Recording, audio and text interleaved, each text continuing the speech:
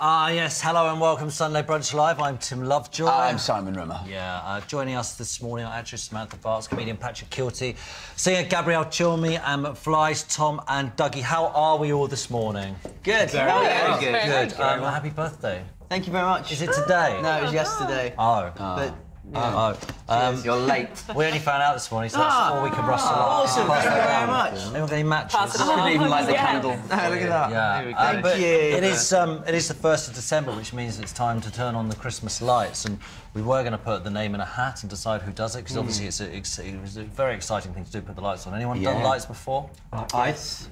All right, let's go through. Where have you done the lights? I've done them in Altrincham with Lee Boardman. Very good. I've done them somewhere, but I can't remember where. If you remember me turning your lights on, let me know. I was in Windsor. Windsor? Yeah. Oh, that's good. Did you get to do the castle ones as well? Yeah. Yeah, great. I've done them in Belfast. Ooh, that's Yes, good. that was quite nice. Oh, Manchester, I've done them. It was like everybody pulled at the same time, so it wasn't me, like, personally. Counts. I didn't get... Still counts. Group effort. Yeah, it was a group effort one. I feel a bit ripped off, actually. Who else was doing it? Yeah. Who else? It was Dan from The Feeling, was like the main person that turned. He was like the one in the middle. Right. He grabbed it. He grabbed it, yeah. I should have gone in there now. You must have turned on a few Christmas lights in time. We've done a few, Did we do Oxford Street? Did we? Did we? That's a big one! Yeah. We've done a few. And then I think we rode reindeers into Harrods. You dreamt this, definitely. You think you did? No, we did do that. We did. No, we didn't ride the reindeers. We were pulled on a sleigh. We flew it. Genuine. They actually did go into Harrods, didn't they? Yeah. The reindeer, Yeah. All right, well, listen, Dougie, we're going to get you to do this. It's, cool. as you can see, it's wireless, this one. Bluetooth. We can pass that over to you. Can we dim the lights, please, for Dougie to get ready for this? It was Kelly Clarkson last year, so you're in exalted. All right. Are we counting down? Yeah. What should we count down from? 2. Okay, This is 2. it. Can I just say, as someone from Belfast, this is scaring me quite a lot. But we're counting down and pressing the plunger. All right, let's do it from 3. 3, 2, 1. They are. It worked. Yeah. Where are the reindeers? Good. All right. Is it too early for Christmas? Some people think it is. Some people don't. No. When does Christmas start for you?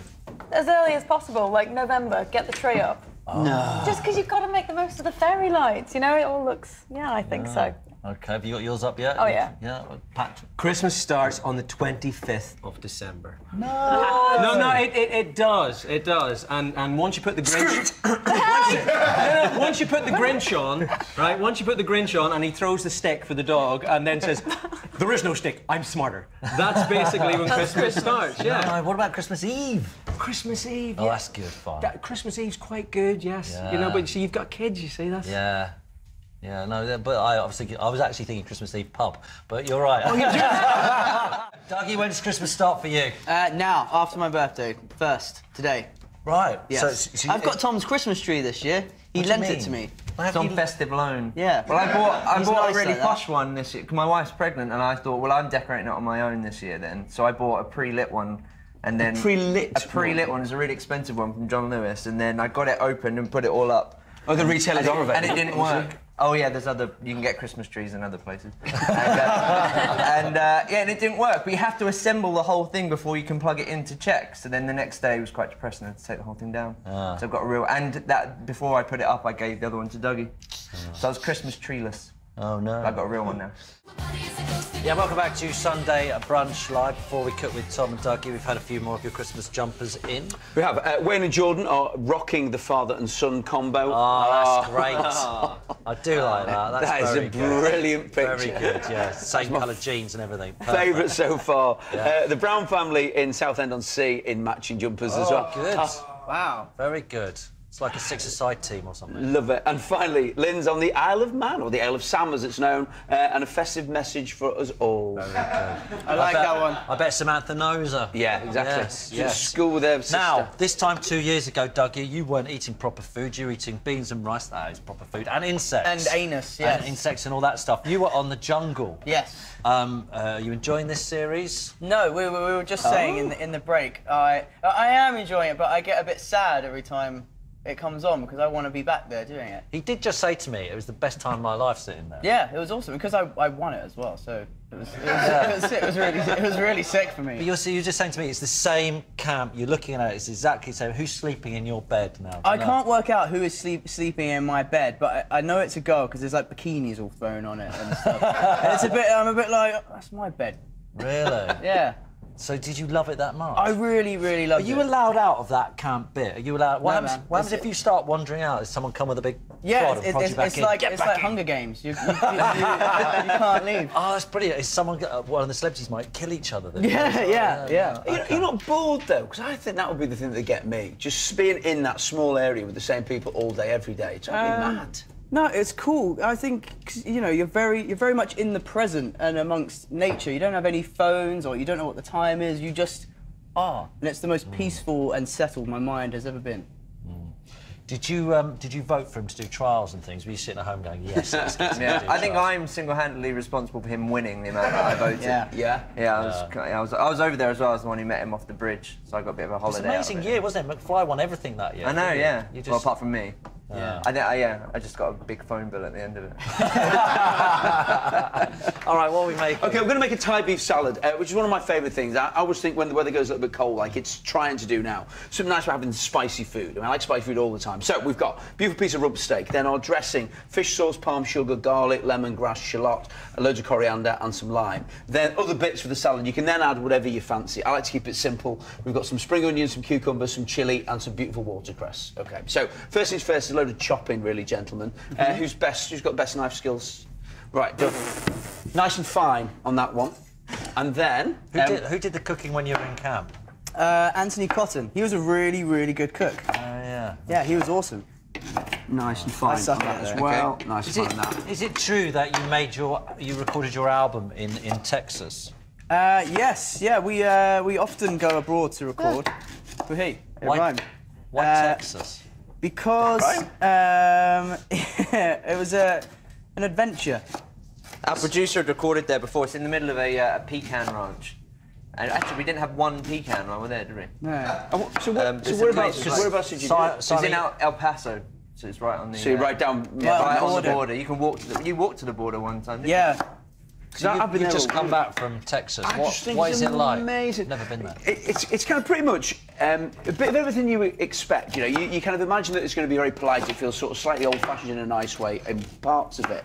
But then we spent a lot of time in Austin, which is just one of the coolest cities I've ever been to. Did you go to Austin when you were there? No, we didn't leave El Paso. They kind of we didn't leave we only left the ranch once. Yeah. Well, Austin feels more like you're on the West Coast rather than the East Coast. It's got quite a sort of, a laid-back Californian sort of attitude. Right. And there's loads of live music. Every single bar is playing live music. I feel like this is the most cliche question, but how long did your album take to make then? How long were you stuck there for? Well, this album's taken us like 3 years to make.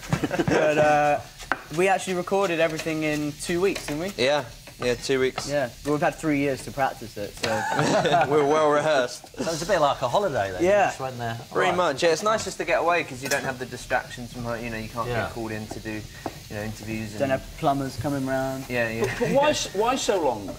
Just because you've not had it's nice now because we've been a band so long. We can take our time and go and tour it, tour around the world. So whenever we're not here, doing stuff, we're normally out in the country touring. When did you get time to write your book then? Well, last time you came on, you were talking about the dinosaur that pooped Christmas. That's right, yeah. And this is the sequel, the dinosaur that pooped a planet. When did you get time to write? This is downtime in... There's two of you write this, yeah? Yeah, both of us wrote this, yeah. It's downtime on tour buses and in hotel rooms. Because there's a lot of travelling around, so you have a lot of downtime when you do nothing. So it's when you write books about poop. And is it different to if you're writing music, or is it the same thing? So would you try it out? So if you're writing something, think this is amusing, will the rest of the lads think it's funny, or you're there going, you know what, I'm not going to tell, I'm just going to get it published? I think we're the only people who find them funny when we write them. Yeah. But no, I mean, we've been writing songs together for 10 years, so it's kind of a similar process to writing songs and, song lyrics and stuff. Where's the rest of the band today?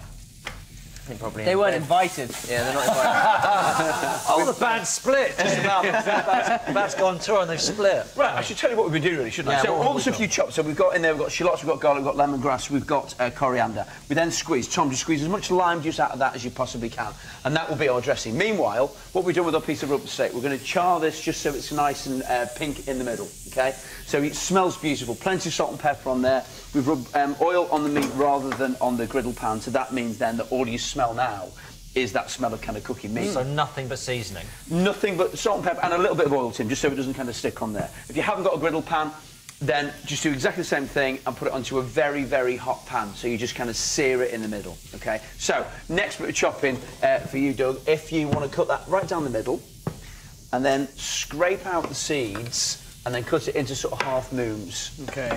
Okay. Is that all in? That's Beautiful. not really the middle. No, I messed that up a bit, didn't It's I? all right, though. Top and It's bottom good. it, and then it's easy to scrape out. Yeah. So, dressing. Dressing, come on. Other side there again. It's always technology. We whiz that round. So the longer you've got to do this, the nicer it's going to be, because you want this to be as smooth as it possibly can be. Right, okay. So you just keep it going, keep it going, keep it going, keep it going. Okay. Really, if you want to do it authentically, knowing that you're a man of kind of great tradition, Tom, you do this in a mortar and pestle, and you just kind of grind it down. So when you make this at home this afternoon, obviously, that's what you'll do. He wants you to go like that.